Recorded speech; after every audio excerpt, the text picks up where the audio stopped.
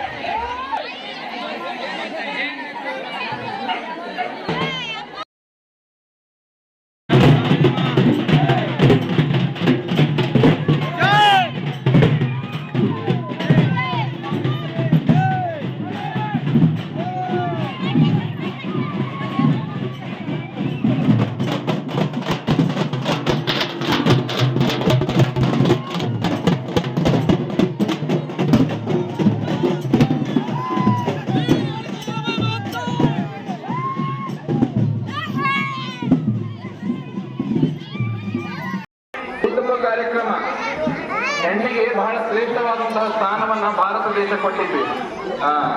ಒಂದು ಕಾಲಘಟ್ಟ ಇತ್ತು, ಹೇಗೆ ಕಾಲಘಟ್ಟ